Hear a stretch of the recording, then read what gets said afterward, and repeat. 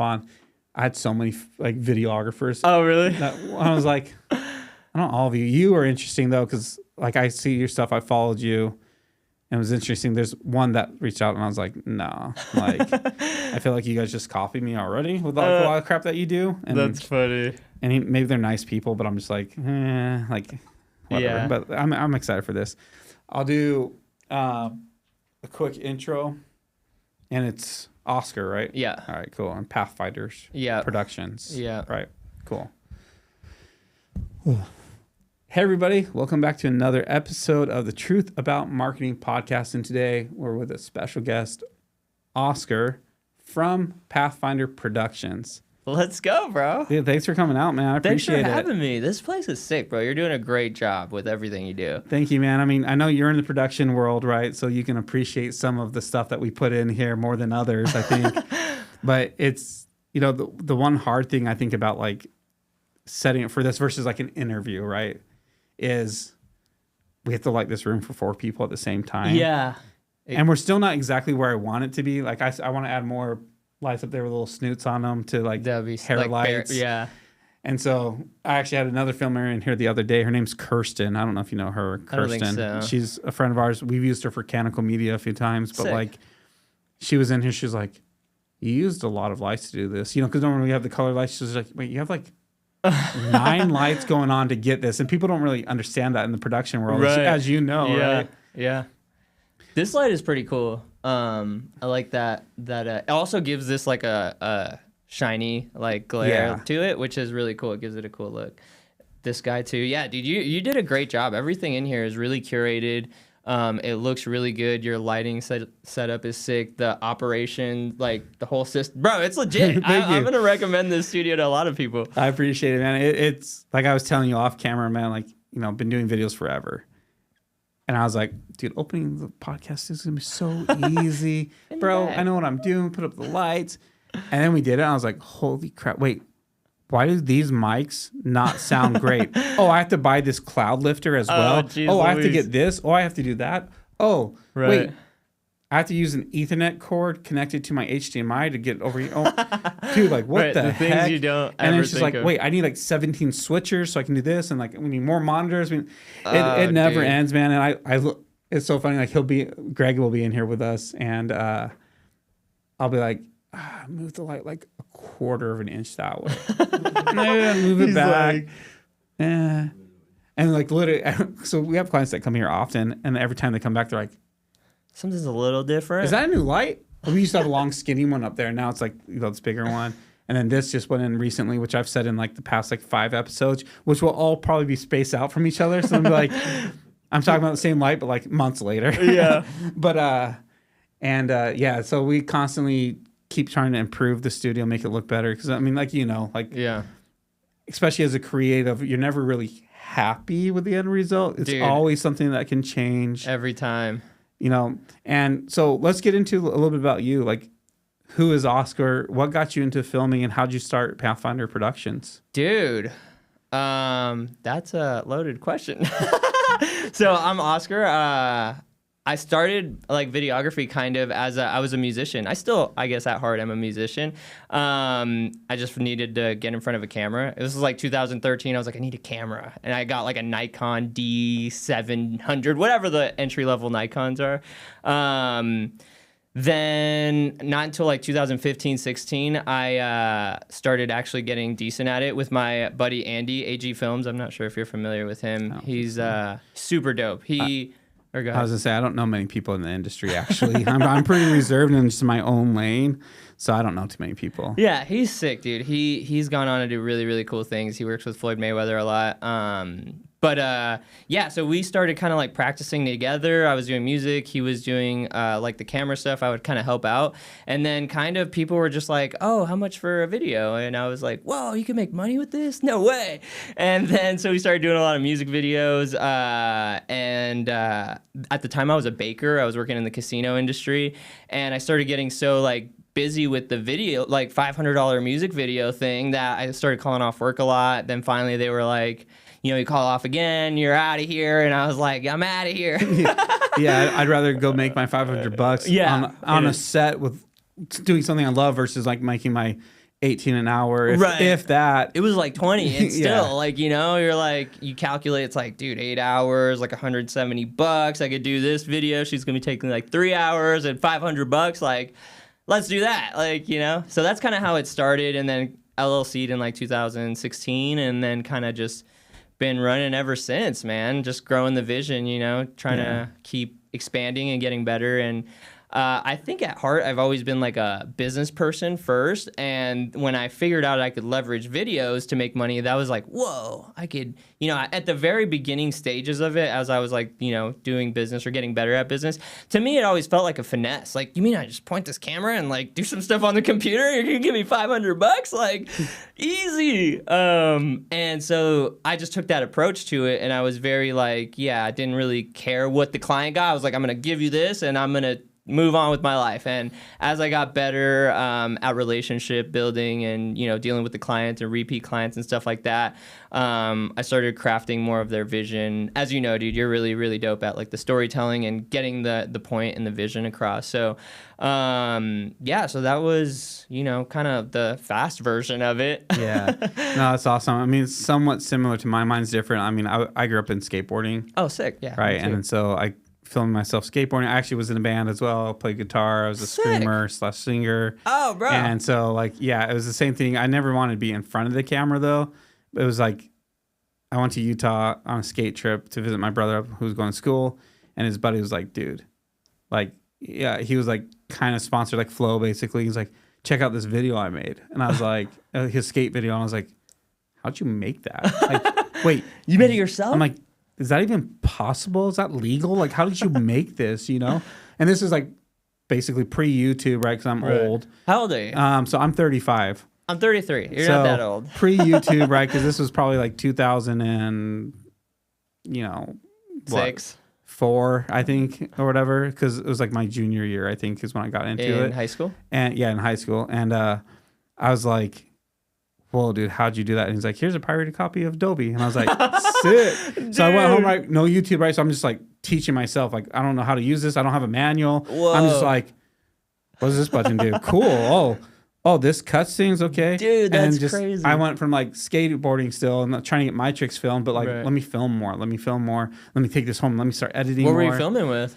We had my buddy had a Canon GL2. I don't even know. So it's like a DV tape. The popular one in skateboarding was a VX1000. It was like Canon's version of a Sony VX1000. Okay. And so it was like this little handheld one. You put a depth lens on it, go around filming, everyone filming, you know, giant wide angle. That's what they call depth lenses. And like a fisheye lens, you know? Yeah. And I like got home, taught myself everything, and then just fell in love with it. And I was naturally just like, it made sense to me. Like it was just like, oh. And then I started watching movies differently. So I was like, right. That's one thing you start to notice. And my buddy who filmed at the same time was like, dude, I don't get it. Like, how do you do it? I'm like, well, it's easy. Watch, film this. And then like, can you do it like this, dude? Like, can you do this effect, this? It just made sense to me. And it's like, I could replicate those effects, you know, to a degree, obviously, 3D generation crap. Like, that's No a whole CGI different world. And so, I got into skateboarding and just, you know, I had a passion for it. And for me, I always loved the business side. I mean, goal was like kind of music videos, but I was realistic of like, you either work with people that don't have money in the music video world. Right. And the people that have the money are working with big companies. Right. Or they're up to no good. And so for me, it was like, I got to be realistic. I want a family. Right. And I love marketing. I love business. So that's kind of how I got into it. But, you know, I started following you a few years ago. Oh, wow. You know, sick. Because of a mutual friend that we have, someone that we both have hired.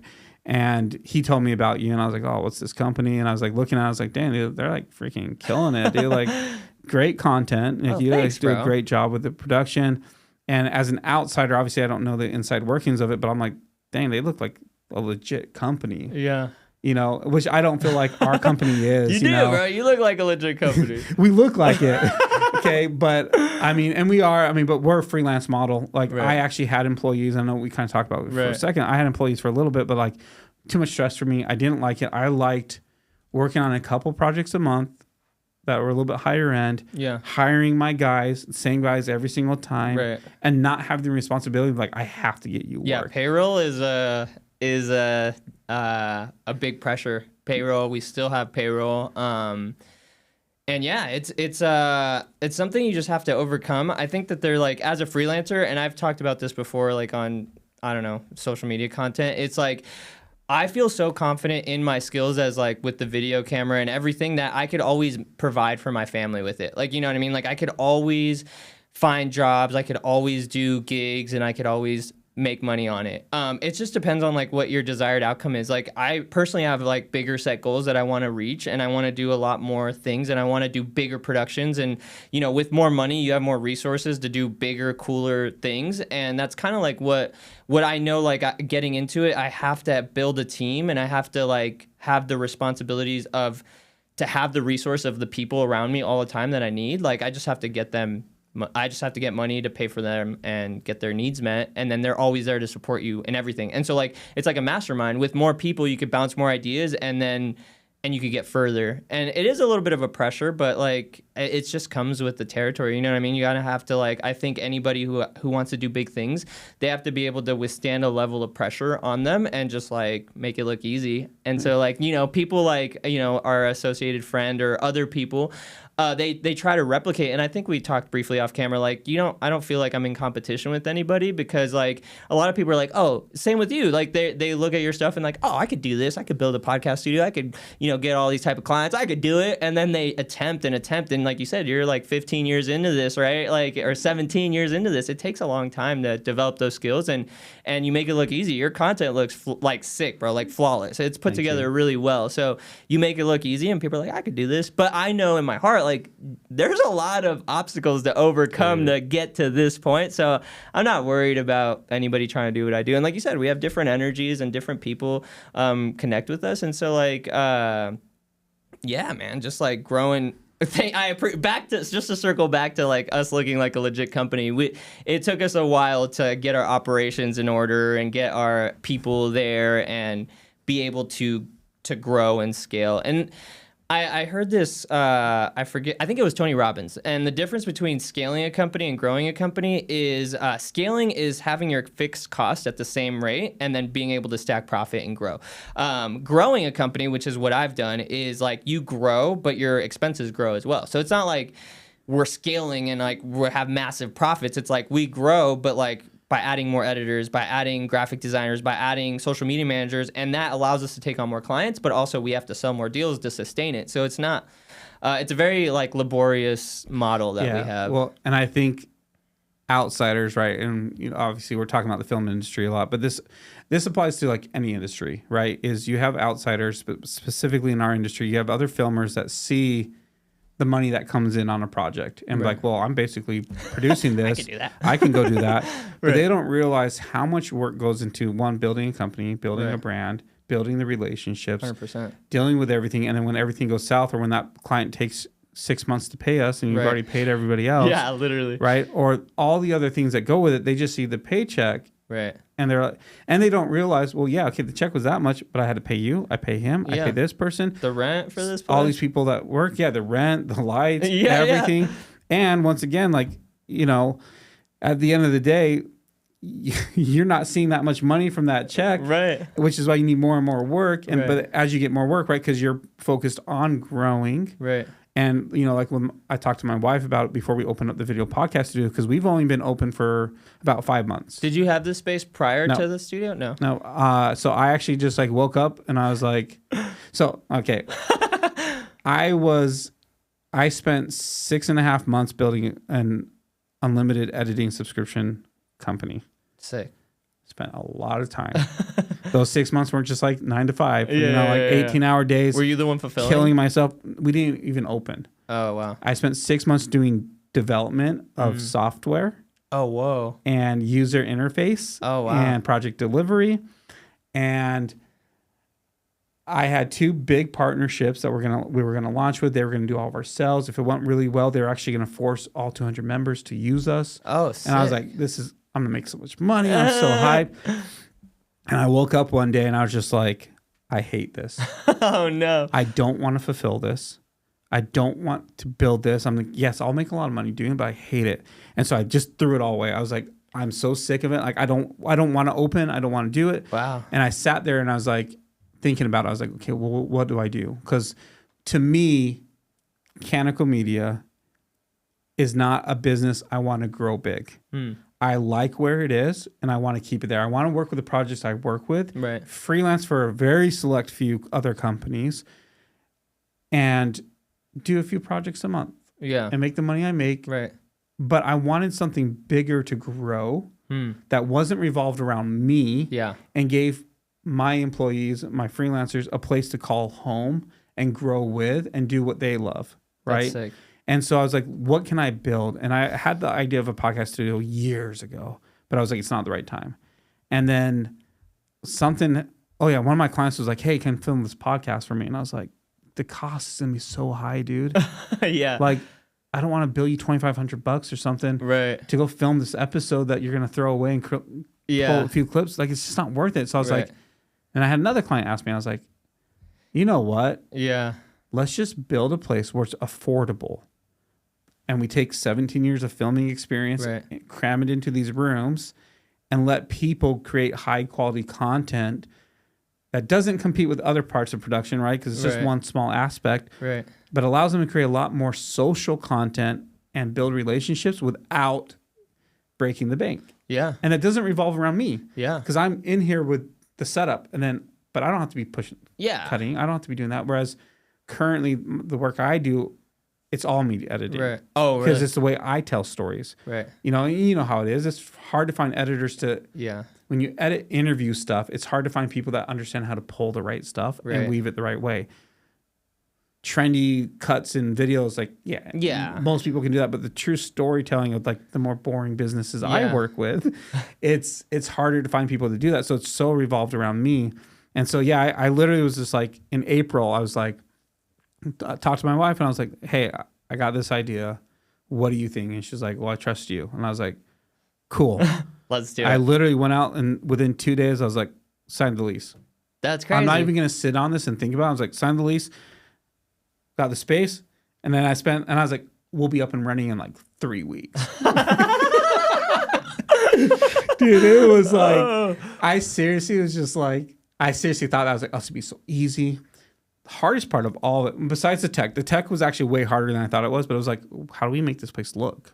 Yeah. I'm like staring at these blank walls. I'm like, what do we do? Oh, no. I brought in like a graphic or interior designer and I was like, this is my thoughts. She's like, oh, like I'll draw. And then she like gave me ideas. And I was like, I hate all of it. My wife would give me ideas. I was like, I hate all of it. I know what I want, but I don't know. And so I was just like, screw it. I just started doing everything myself. And then people liked it. And I was like, all right, cool. That's sick. But, you got these practical lights, bro. Yeah, those are sick. So I signed the lease in April and then we didn't open our doors. We actually had people coming in though. The first room was it wasn't even done.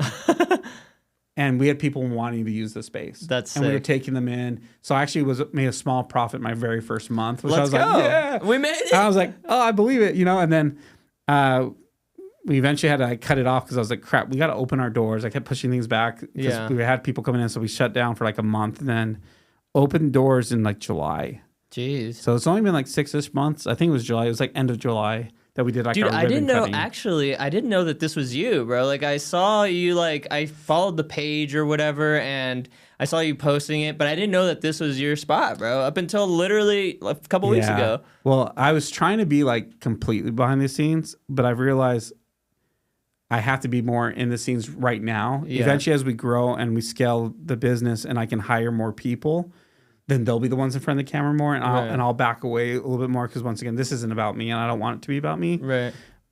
But it is about me now because this is me doing it. So I'm trying to be more in front of it and started the podcast to create content for the business and everything. But also meet cool people, like you and I probably would have never spoken if I didn't have this. Yeah. And now here we are. And like, it's cool learning about you and, stuff we talked about off camera. And I don't know, it's been cool, but like, it's been a journey. Yeah. And I'm excited for this year because of what we're trying to build. But anyways, screw the podcast. Let's talk about Pathfinders though. Like you don't, as a creative, I think it's hard to build a business. Yeah. Right. Because it's kind of hard to do both. And I'm kind of in the same field as you. And how have you gone from being one creative individual to having employees? What do you think those steps are that people in the creative field, not just filming, but like, how do you go? Because here's my holdback, right? Which is why I was excited to talk to you, because you've done something I haven't done. Everything revolves around me. Yeah. I'm the talent. I'm the skill.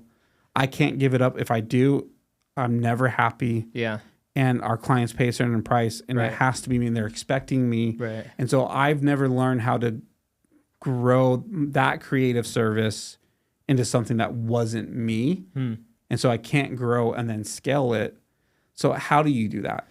So one thing that I got blessed with, and was like unconscious when I did it, is we created Pathfinder Productions as an entity. So there was no face; it was just like an entity. So that was like a really cool thing. It's not like you know, Canico Media. Is that your last name or no? So that's Canada and Mexico. That's sick. So that's similar though. You have an entity, so you could lean on that. And then, so I was in a very similar place, bro. Like 2020 or 2019. Do you have kids or no? Yeah, I have an 11-year-old son, and then we adopted and him when he was 10 months old. So let me re-say that. We'll clean that up. So I have two sons. I have an 11-year-old who plays hockey, and then I have a 2.5-year-old that we adopted through foster care. That's dope, bro. So we just had our first daughter. Well, she's 2 now. And so before that, I was like, I don't want to hire anyone. I don't want to give up the margins. No one could do it as good as me. No one could deal with the clients. Like, there's no way. Like, I could never do this. And my wife was like, because I was the front end. Like, I would go deal with the clients, filming, selling, whatever. And then she was doing like most of the edits and the graphic design. And I would do some of the social media management. She would do some of the social media management. And we were capped out about like 4 or 5 accounts a month. Like, that's what we could do as like a couple, and it was cool. That was about like 150 grand a year-ish, maybe a little more, and it was cool. But then she was pregnant and the baby was coming, and she's like, you're gonna have to find someone to do like all this work. And I was like, we'll be fine. Like, yeah, we'll figure it out. And so anyways, the baby came, dude, totally fell off Pathfinder, right? So now I'm like trying to do everything, and it's like I'm not doing a good job for everybody. Accounts start falling off, and we get down to like our last account, and it falls off, and I'm like, oh, what are we gonna do? Like, you know, so I'm doing freelance stuff, sign another account, and I'm like, okay. She's like, here, let me help you find like a VA or somebody on Fiverr. It was just like a Fiverr Philippine worker, and she would basically do the social media management. She would do the graphic design, and that's it, I think. And so I was just filming and editing. And I was like, okay, this is cool. It only costs like $250 a month or something like that for her. So I was like, this is sick. So just like that, I was able to bring on like 3 more new accounts or something. And it was just me and the VA. And that was sick. And I was like, okay, that's cool. I'm still doing the videography and the editing and stuff. But then I was like, I could do more, right? I just need to find people. So I just kept looking for people. And I think our second hire was Jazz. Shout out to Jazz. She's basically like our executive operating officer. She like does everything. She's dope. But she came on originally as like graphic design, helping with social media. And then I was like, cool, I don't have to worry about social media or graphic design or anything. We got rid of that VA. She's here in town. Jazz is a real person. I mean, the Philippine worker's a real person too, but she's here, right? And so then my second hire was Austin. You guys cool? We could edit it. Oh, yeah. So Greg's gonna head out. He has a shoot. So when you're done, just leave the mic here. But cool, I got you. Yeah, everything's recording, and it records everything individually. I was supposed to walk out and not say anything, and hope you just noticed that I just left whatever. Yeah. Yeah, I told him, I was like, once he mentions he's a production company, just leave. We're good, bro. Push stop and leave. No, but it records everything. We'll clean it up after. Cool. So nice meeting you, Greg. Yeah. Okay, nice meeting you, man. Cool, bro. Right. Good luck on your shoot. Thanks. You're welcome. So anyways, then I hired my second guy, Austin, who's like basically our executive editor, whatever. Titles are stupid, but he's like the top editor. But I found him, like, we did a music video together like years ago, and then he like had moved back and forth, whatever. I found him. He needed a job. I hooked him up with my mentor's place at Golden Beyond. He was just doing like photos and stuff for him. And then I was still looking for editors, and he's like, dude, I could edit. He's like, I've been editing my music videos, whatever. So I brought him on, and he like grew with me. He was like at a not that great skill. He was great. He was good, but he started being able to tell stories like you do.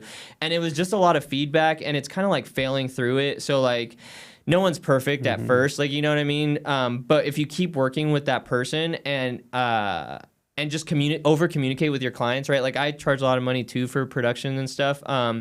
So just communicating with their expectations and then communicating with the team, like, hey, we got a big project. This depends on you. Like, you know, it's really just building people up to grow with you. So like pouring into them. We also do this thing where we like read books together every week. We like, that's cool. we just talk about our ideas and grow. Cause I feel like I have to grow their mentality and their like abilities to expand their consciousness to be able to do the best job they can. And then they do the best job they can for the clients are stoked. And it's just like a revolving circle, like, because we can keep our clients happy. They keep paying us money. I could keep paying them their paychecks, whatever, and we keep growing. So then beyond that, then it was just adding more people. Then I was like, okay, I got editing off my plate. Hell yeah, now I'm still filming, dude. And all our clients are like all over the United States, so I have to travel a lot. And my wife was getting tired of that, so I was like, all right, I got to find like a really good videographer. So I'm always open to working with people.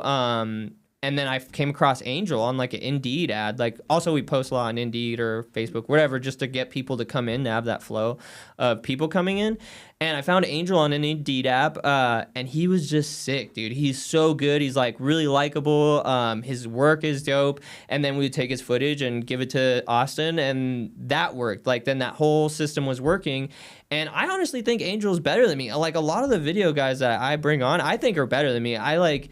Again, from like the business point, I always thought I was like hustling, like finessing someone. Like I never thought I was that good, you know, because I came up with Andy, and Andy's sick, dude. He's like the best videographer I know, no, besides you. Thank you. And so I just never thought I was that good. I mean, I know what I'm doing, you know what I mean? But so I just empower the guys a lot. And then by empowering them and creating that culture, it kind of elevates the customer experience. And then beyond that, it's just like, doing more sales, so like getting the marketing and the sales part down and selling more and then bringing on more people. So those are like the core four, like Jazz, Angel, and Austin. And then we have like an army of VAs. So I have like four other VA editors that do like the social hype clips, and then social media managers, VAs, and then who else?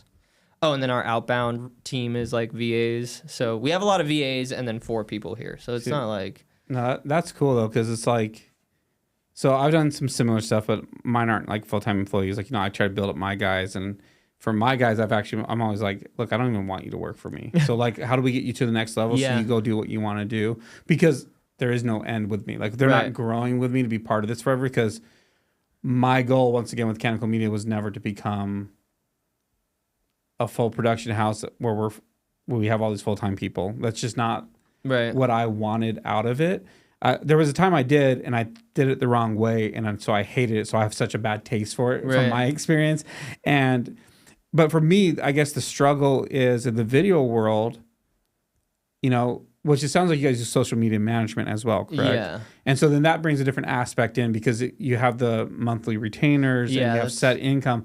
I don't have that. Yeah. You know, even with the podcast studio, we're not doing contracts. We're not doing like, hey, here's a retainer, come, 6 months and blah, blah, blah, like other places do, because I feel like people don't like that, you know? And so with that, and so for me though, with like the video side, do you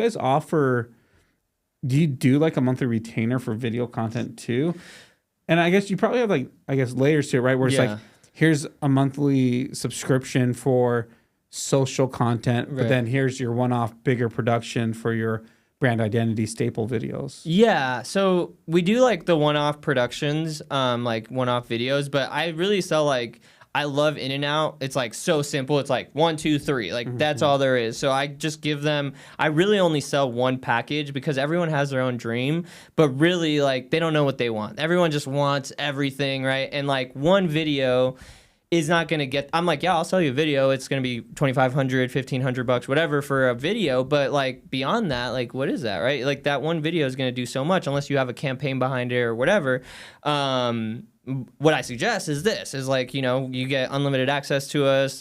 We do all kinds of videos, whatever. And it's like, yeah, different if we're doing ads and ad spend or whatever, if we're just doing social media, if we're just doing like content and handing it over. So that's pretty much it. So it's like a $6,500 package, a $5,000 package, and then anything else is just like freelance, like one-off videos. So, and then the videos are usually like $1,500 or $2,500.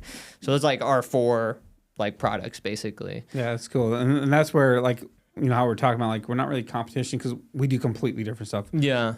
I'm not going to do social media management. Yeah. I did it for a little while for clients and we were really good at it. Yeah. But it's that whole nother layer. And for me, I was like, okay, cool. Eventually we'll grow this and I can do this kind of like what you're doing. Yeah. But then we started doing it. I was like, I just want to make videos. Yeah. Dude, like I don't want to be in charge of stuff. I want to come in. I want to help them fix their message. Right. And for me, we don't even create a lot of social content. We kind of specialize in like the customer case studies, Right. testimonial videos, Yeah. the about us videos, Websites, the stuff they're going to use on the website, the stuff that's going to live for longer, Right. the stuff they're going to use in their sales emails, Right. stuff they're going to leverage outside of social, Presentations. but then also use in social. That's kind of where I live. Yeah. We create social content, we create ads as well, but what I like doing is those storytelling of a customer struggling, then using their service and now Right. happy, right? Yeah. That's kind of where I live. And that's why it's always been hard for me to try to build like a team where we have a reliable income because like those aren't videos you're going to do Right.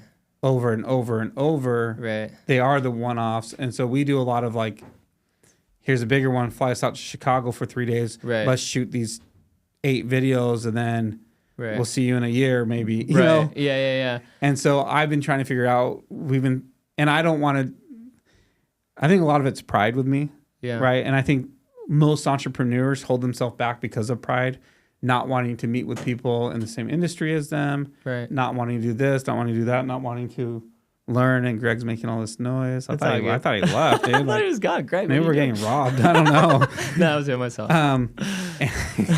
I was like, dude, what if it's not Greg right now? I'm like, nobody else is supposed to be here, and he closed the door. I Like, heard it. but like, you know, for me, I know this, and I'm glad that I know this because building the podcast studio is different for me. Yeah. This isn't a pride thing, and for me, like with Chemical Media, I'm so prideful about like my work, Yeah. and the storytelling, and I don't.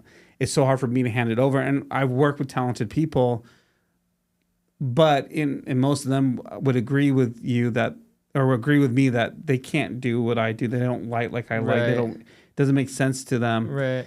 And so it's always been hard for me, and I don't want to create social content. Like that's not what I want. I don't want to Yeah. go with just a gimbal and just film stuff. Yeah. That's not what I want to do. Like I enjoy taking a really ugly space, Making lighting sick. it. There was this one time we freelanced for this company, and we scoured all their offices. It was like a cancer treatment center. And so like their office space was really ugly. They're like, oh, use my desk. And like, you know, Yeah. Just. everyone wants to be filmed in their office and their desk is always ugly. Yeah. It doesn't make sense. We can't use that space. I want some openness. Depth of field. Yeah. We walked around everywhere, dude. And it was so funny because we walk up like, well, this is our break room. You're not going to want to work in here. And I was like, hold up. And let me say this. And I told the dude whose company it was, like the guy in charge of the production, I was like, you know, I kind of whispered in his ear once we left that place. I was like, I'm telling you, dude, that's the spot. And he trusts me. Like, he brings me because, like, Yeah. 'Cause I you know know what what I'm you're doing. doing. And so he's like, yeah, you know, let's play around in the break round scene. They're like, really? Like, no, like that. Don't do that. And he's like, no, like, just trust us. Like, we set it up. He's like, yeah, we're going to set up this way. And I like shook my head. I was like, you know, pointing that way. He's like, I mean, like, we're going to set up over here. And then so I set it up and I do my thing. They come, we have, you know, someone sit down to look at it. And the girl goes like, holy crap, this is not our office. This That's is sick. And she took a photo and sent it to the CEO of this, you know, big company too. And the dude was like, where are you guys filming? And she's like, we're in the break room. I was like, no effing way. Yeah, dude. Like, and so to me, I love that. Like, we worked with so many people like, oh, our office space sucks. I'm like, no, trust me. I'm like, I got some lights. I'll add a blue light. It'll look good, right? We'll put a blue light in the back, hit you with a hair light. See, that's my secret sauce there that you notice. So now, I did notice that. The space sucks. Add a little blue light to the background. All of a sudden, it's beautiful. Picasso. Well, and blue, right? I mean, colors cause an emotional feeling in the video, and blue is so soothing, and it's corporate, which is why so many corporate logos have blue in it. So it's always kind of fitting to me. It's funny. I try not doing it. I try like getting outside of the blue, but then but like, other colors like green makes the green skin weird. Right. Yeah, it's an unsettling color. Yeah, this is why you see green tint in horror films. Right. Like, and so I don't know. I like doing that. So for me, it's always been a struggle of growing, I guess, the creative field, because I'm so, I think, prideful and like stuck in like, well, I don't want to do that. I want to do what I like doing. Yeah. And that's, for me, it's okay because I know what I want. But as a business owner, that's really stupid. And I know I'm dumb. And I know Canico could be way bigger than what it is because of what we do. But like, I hold it back. Yeah. And so now I'm trying not to get in my way and learn from my mistakes and learn from other people that are killing it like you, and build this the right way without my ego in the way, and not make it about me, and hire people that, you know, only do 80% as good as me. Yeah, I mean, that's the thing, is no one's ever going to do as good. Like, even my guys, they mess up all the time. And there's like moments where, like I told you about the Cam forgot the camera in Arizona, and I'm like, bro, and it's just like, it just comes with, like, you know, any organization's gonna tell you like, this is, nothing ever goes right. Your job's like problem solving all day long. And going back to, there's something that you said that I really liked about like empowering your guys, and like taking them to the next level. And like kind of all my guys like it's very similar. Like they're all 1099, like they have a fixed whatever income that comes from me, but they like do their own gigs, like they borrow my lights, they use our cameras, they do whatever, and they pick up their own stuff. And so like that's kind of like the mindset we cultivate too, is like help you grow and expand. And like, because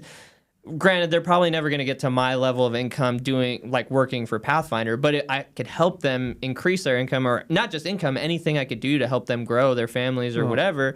It's like, that's what I'm there for. It's the relationship aspect of like, if you're there for your people are usually always there for you, you know? See, and I don't think you see that too often in production companies. Now, maybe it's changing. Once again, I'm not super in this industry. I'm not in the trenches like that. Well, I just don't know people. Right.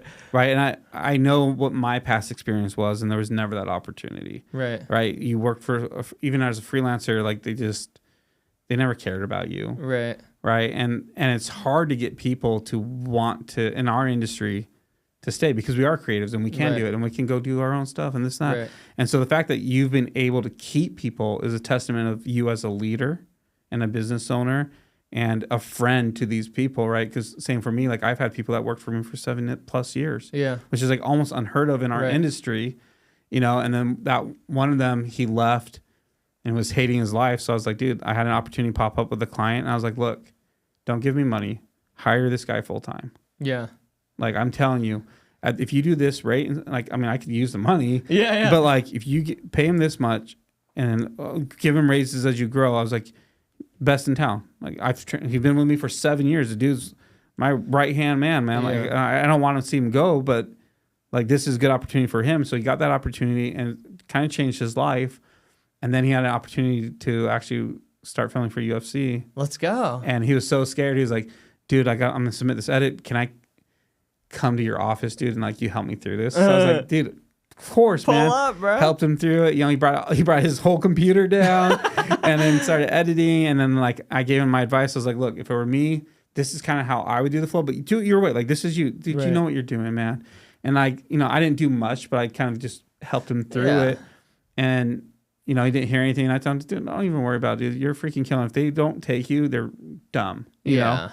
And then a few months later, he just texted me and was like, dude, they hit me up for Slap. They want me to film and edit. Let's go. And he still gets to keep his other job. Nice. And literally, that just more than doubled his income with that, too. And he sent me this big, long message thanking me. And I was like, dude, like, and that's, as a leader, that's what you want. You want to empower these people. And while they're with you, like, give me everything you got. Help me. But let me help you grow. And if that's with us, cool. But if that's going a different way at a certain point, cool, but be cool to me when you leave. Give me some time and help me replace and stuff. And so I think it's really cool that you've been able to do that too, because I don't see that much in our industry. I just horror story, and I won't say names, but like there was a company that wanted me to freelance for them for years. Hit me up all the time. And I was like, no, like I don't freelance for other companies. Like I don't need to. Yeah. And I don't even know you guys. Like I said, realistically, there's one company I freelance for. And I'll do it whenever they hit me up because I like them. It's not even about pay. I'm like, I like hanging out with them. It's cool. Yeah. And I was like, all right, I'm about to go to Europe. I got this weekend open. Hey, you guys have anything you need help with? I'll help you this weekend. Like, I need, give me more cash for Europe. The trip, like, let me do it. I got nothing going on with my stuff. So, sure. And I haven't worked weekends in years. Really? Dude, I don't work. Yeah. I mean, unless we're traveling on a trip, but like I don't work weekends. I haven't in, I don't know, like 7 years until I open up this place again. And work for them. They told me a rate, and I was like, cool, that's a good rate. I'm actually pretty happy with that. It was like a 2 10-hour days. I was like, it's good deal. Let's go. And I don't have to deal with anything. This is cool. I'm happy with this. Finish the day or 2 days, and then I text them like, hey, should I invoice you? They're like, nah, don't worry about it. We'll send you a payment. I was like, a little weird. Right. But okay. They sent me a payment. No joke, is about a fifth of what I was expecting. No way. And I hit them up. I'm like, hey, I know I'm not that smart, but like I think my math is off, or explain this to me. Oh, no, that rate we said was for a different project, but we sent you on another project, so it's a different rate. Oh, no. What the heck? Well, that wasn't communicated, but okay, I get that. Yeah. Your math is still half off, though. Like, this is for like 8 hours, and I was there for like 20. Yeah. Oh, we only pay for record time. We don't do setup. We don't do this. We don't do that. And you film these 20-minute speakers, and there's 20 minutes in between, so you're really only... I was like... Oh, no. Okay. No way. Never hit me up again. And then they would hit me up again. I ignored them, and then recently they hit me up, and they're like, hey, man, you want to film this? And I was like, I might, because building a new business, and like, hey, any money's good. And...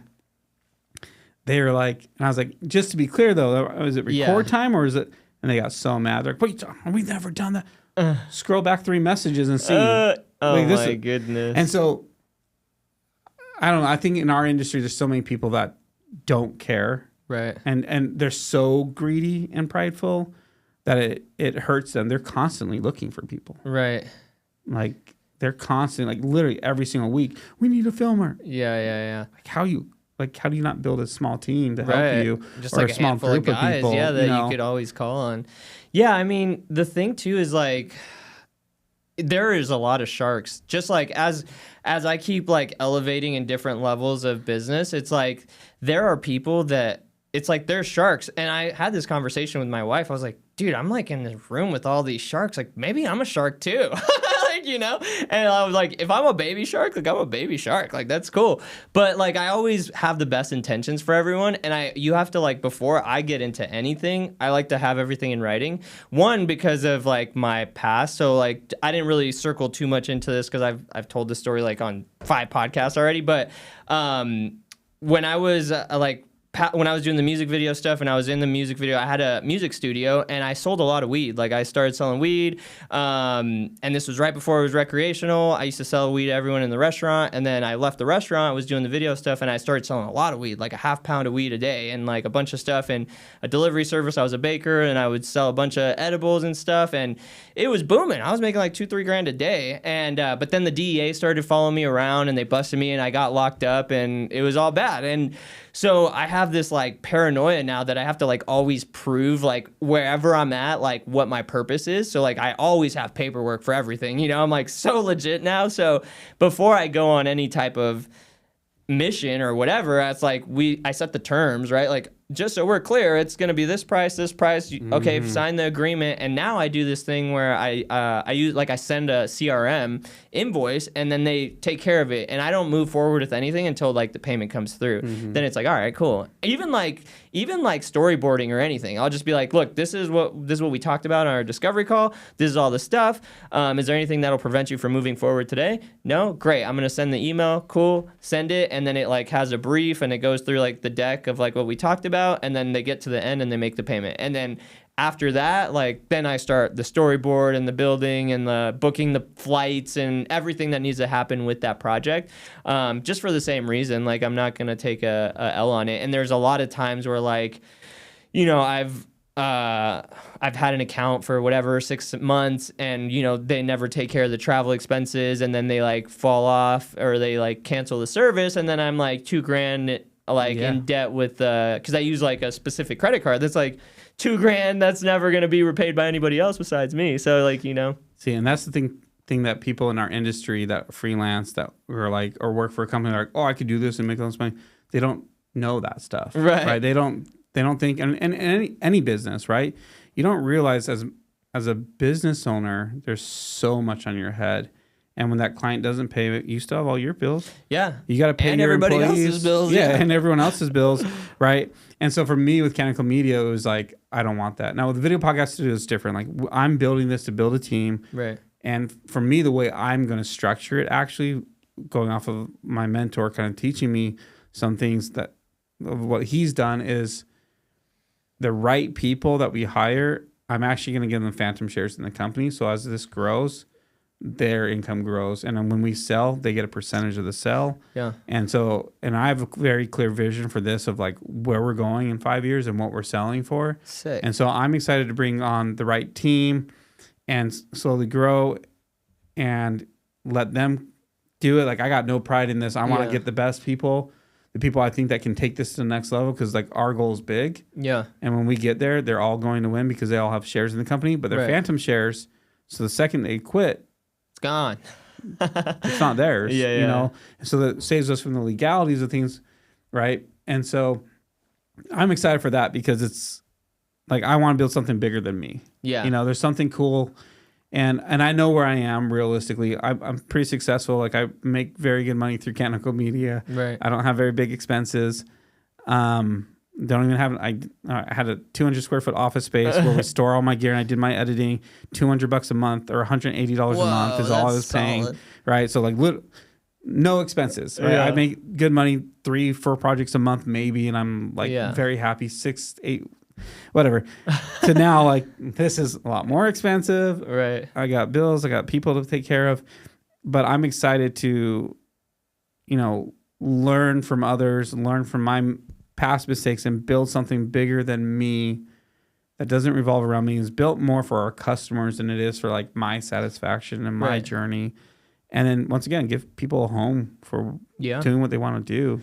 Yeah. No, dude, 100%. And I feel like, I don't know, again, I'm what your belief system is or whatever, but like as far as like success, I lean a lot on like the esoteric things in success. It's like your limitation is only as far as you could believe and conceive and like push yourself to do. Like the constructs of your reality is based on like what you think it is. And the second you change your thoughts, that changes your, you know, your habits and your beliefs and your actions you take, and then the reality that restructures itself, you know? So like if you know and you're certain and you know the direction, you're taking action towards it every day and you're doing the right things, and like it's going to get there. It's like not even a question. It's like the cause that you're doing is going to create the effect that it will be, and that's that. Yeah.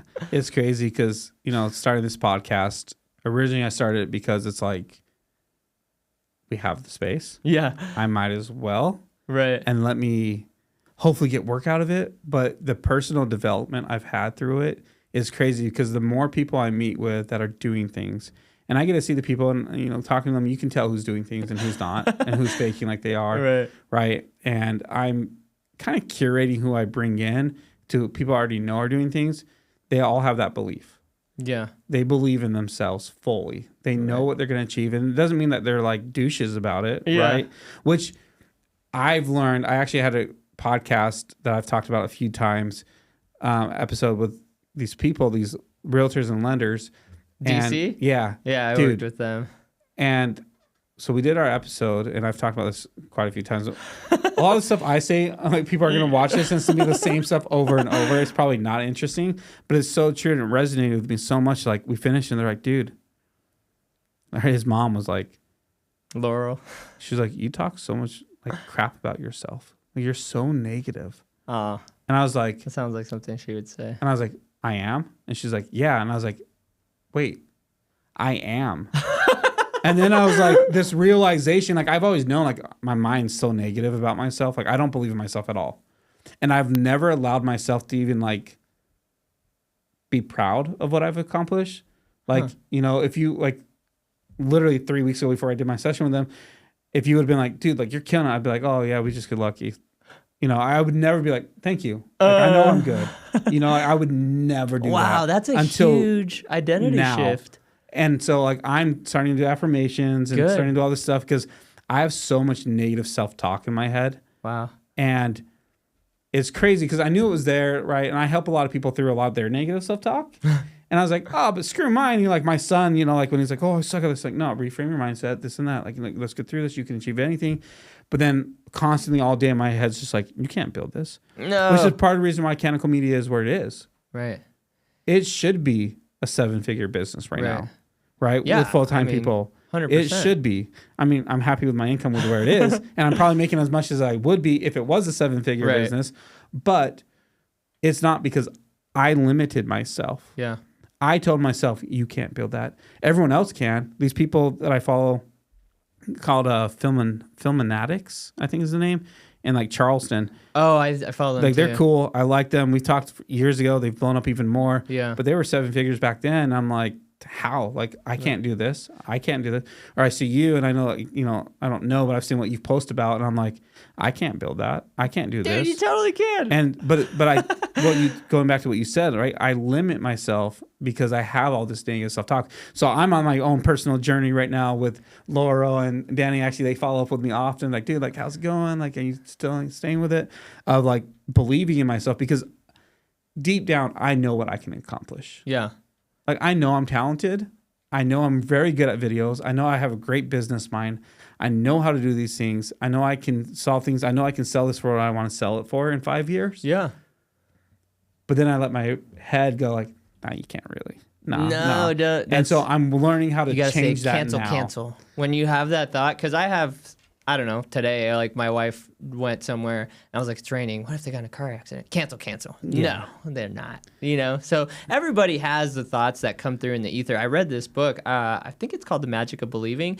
And it talks about how your thoughts aren't even really yours. Like everything, there's one universal consciousness, God, whatever you want to call it, right? The subconscious mind. There's one universal ether that's connecting everybody. We're like one organism.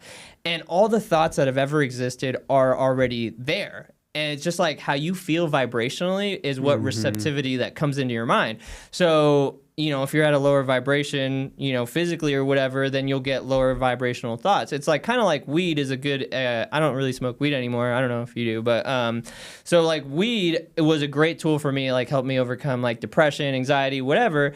And when you're at like a lower vibration and you smoke weed, it brings you up to a higher vibration. But if you're at a higher vibration and you smoke weed, it brings you down. It's like any really substance, honestly. So you just have to be mindful of how you feel and like what thoughts you're curating, and you could choose to like, that's not my thought. It's, you know, it's not serving me. It's not beneficial, and you let it go because everyone has the thoughts. Like, you know what I mean? Like, including myself, there's like, I talked about this briefly on the internet. It's like I have a massive fear of losing it all the time, or like, and then it breaks down to like the fear of poverty.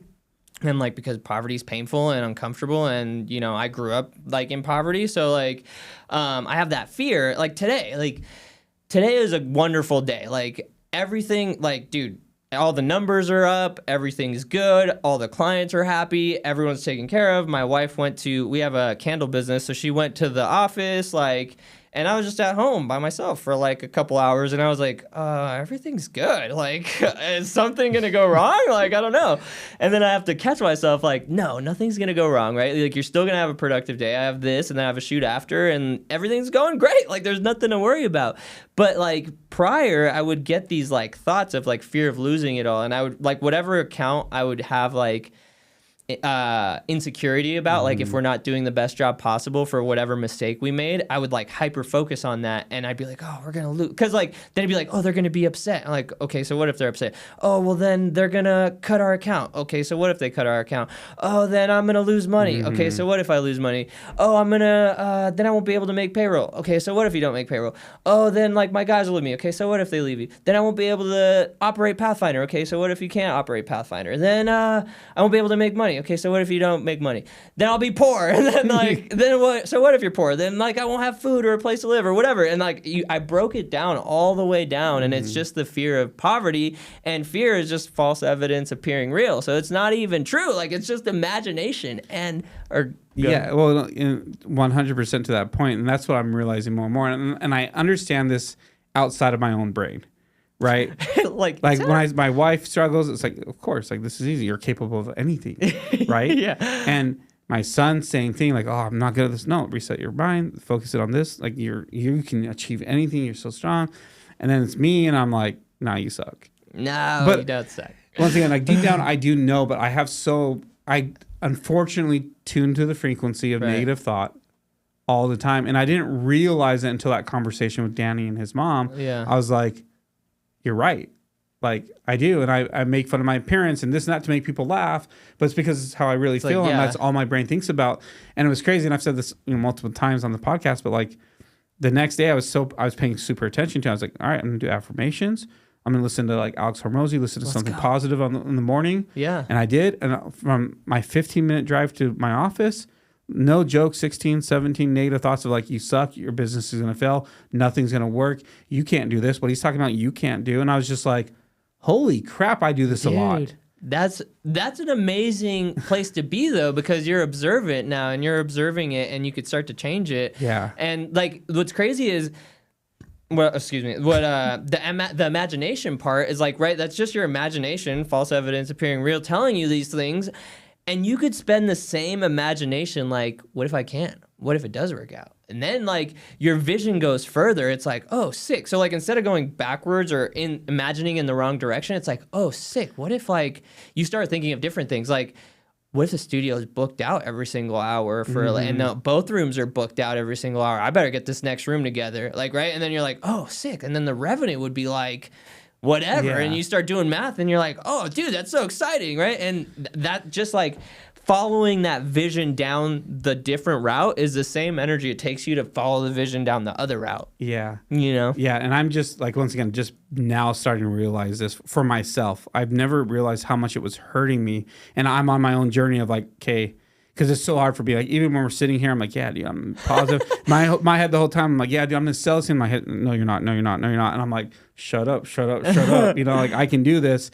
And so I'm in this process now. And obviously it's a lifelong process of like kind of rewiring, changing that frequency to a different station and changing my mindset, because once again, deep down, I do know. I know what I'm doing. Dude, you're sick, bro. And this place is sick. Well, and everyone around me is like, you're going to be the first millionaire. You're going to be the first this. You're going to sell this for 10 million. You're going to do this for this. You know, we believe in you. We believe in you.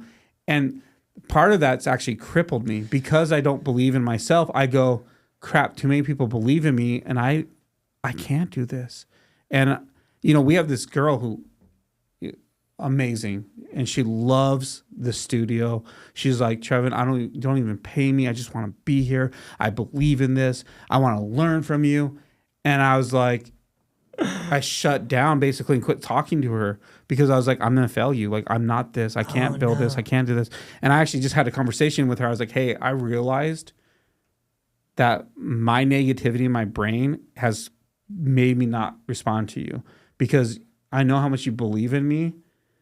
And I didn't want to let you down, let you realize I don't know what I'm doing. I was like, I am going to build this. I am going to do that. But like, give me some grace because I'm struggling internally so much. That's dope, bro. And she's like, holy crap. Like, thank you, man. Like, it's amazing. Like, I was wondering why you weren't really talking with me and this. And I was like, no, you're amazing. I was like, but I'm on this like self journey right now of like learning to believe in myself, even 1/5 of the way that everyone else believes in me. And I know once I do that, like the things I'm going to accomplish are going to be so big and so huge because I have the skill set. I have the skill set to film and create content too, which will help my business. Magic. But I also have the knowledge to do that. And it's been, you know, it's hard, but I'm definitely in a better space. But it's crazy because I can see it now. And I see how it's affecting me. So I'm learning how to not even talk negatively about myself in a joking way. I still do it because 35 years of doing it, so it's hard to get away. Take a while, you know. But I'm learning how to see it and go like, notice I just did that. Okay, cancel. Don't do it. Don't say that again. It was fine the one time, like we did a podcast episode today. We're talking about food, and I, the guy owns a restaurant, and I was like, I'm your clientele. Look at me, Yeah. And I'm like, in my head, I was like, shouldn't have done that. It's funny because it's part of the podcast, but whatever. But like, don't do that, and I'm recognizing these things, and I think as leaders, the thing I admire about people like you, or Danny, DC, and these other people that I'm interviewing and learning from these episodes that I didn't even think I was going to learn. That's crazy. Is like, you guys all have the same mindset. Like, I can do this. And obviously it's probably wavering, but it's like, you believe. And so then therefore you go and you achieve, and our minds are so powerful. We hold ourselves back so much. And sometimes it's not even our own self of like, I can't do this. A lot of times it's like, what are other people going to think? Yeah. I didn't want to start a podcast because I was like, what do I have to say? What knowledge do I have? And who's going to judge me out there? First off, I don't have friends. Yeah. I don't have time for friends. Dude. But secondly, who cares what people think? Yeah. If it helps one person, like especially this mindset stuff, and they make a change, amazing. Bro. I mean, that's my favorite thing, my favorite topic to study. I read a lot. Like I read for 30 minutes in the morning, and then I read for an hour at night. And it's crazy how much like pages that is, like how much of a book that is. So I crush books in like 2-3 weeks. I'm like running through books. And that's been like one of my biggest things that helps my identity to believe that like, as long as I keep growing my consciousness and just my consciousness, like everything else around me will grow. Like business will have its ups and downs, and some days it's up, sometimes it's down, but I still do have my identity attached a little bit to money. It's hard to like overcome when it's like, when it's a bad month and you're like, this can't be right. It's hard because there's so many things attached to it. Right. So many stressors that come up from it, man. But no, you've been killing it, man. Like I see the content you create's cool too, like on your own stuff. Like you're in there, you're comfortable, you're talking, and I see it. I'm like, how can I be like that? Because I get it. And this format's better for me because I can say my wisdom. I can bring out my industry knowledge. I can talk about the things I want to talk about and then pull clips from it. But it's also helped me be way more comfortable talking to the camera. Yeah. Like I'm getting way more comfortable. I'll never be as like energetic as you, but I'm just not as energetic as you. Yeah, it's a different. Or other people, like I'll never be like, here's 3 things, like, because that's not me. I'm more like, hey, this is the psychology behind this. This is what I've learned over this, and people that relate with it, cool. If they don't relate with it, well, that's me. Yeah, no, dude.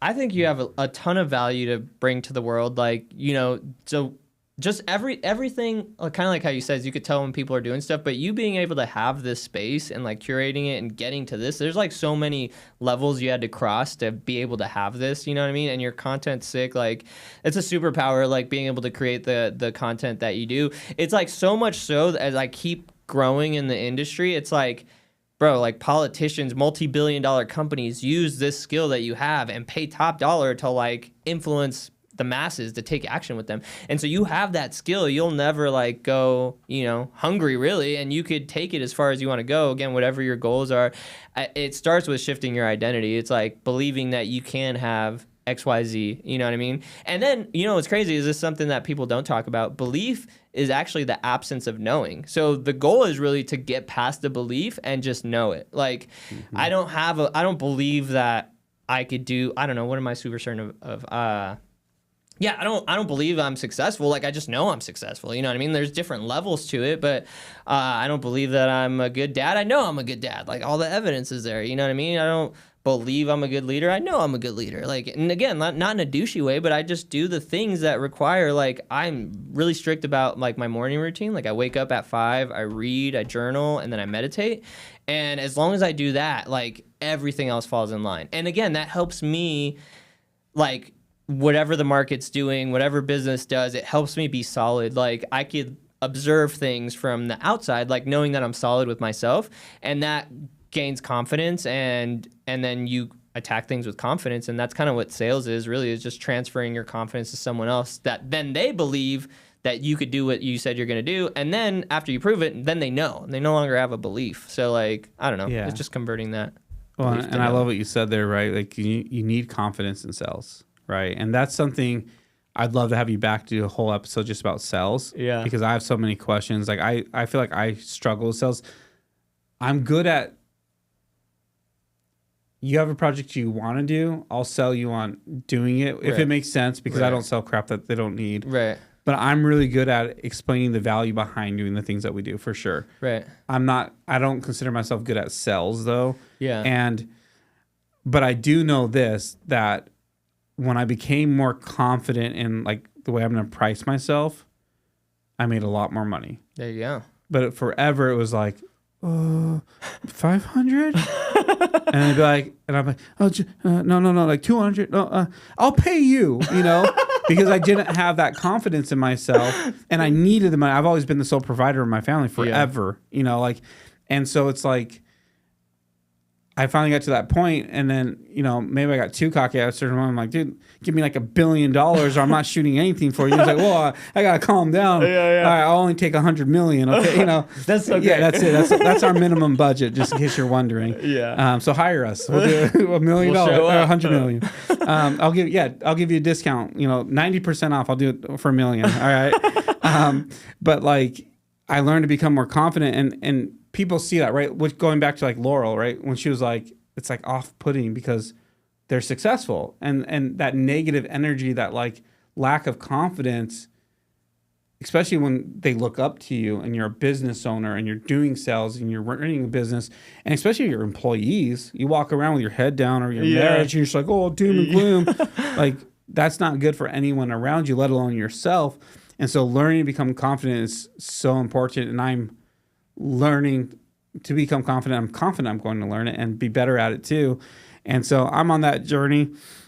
But I'd love to have you back sometime and talk about the sales process, like how you do that, if that's valuable to you at all too. I would to love create some content around there, because like I said, like for me, the podcast at this point has just been like learning for me. Like, I'm learning professionally and just personally, like I'm making changes. People that want to create awesome content, have their social media managed, where can they find you? Bro, Pathfinder Productions .biz or Pathfinder Productions on Instagram, Oscar Cardona. My handle's like Oscar Cardona. It's just like my first name and last name squished together. Shoot me a message, give me a call, whatever you want to do, and we'll be here to add some value for you. Awesome, I appreciate it. Yeah, bro. Cool. It's been real. Let me just put cut on there. So, but yeah, bro. bro. That was fun. Yeah, and you know what? Just like Laurel, just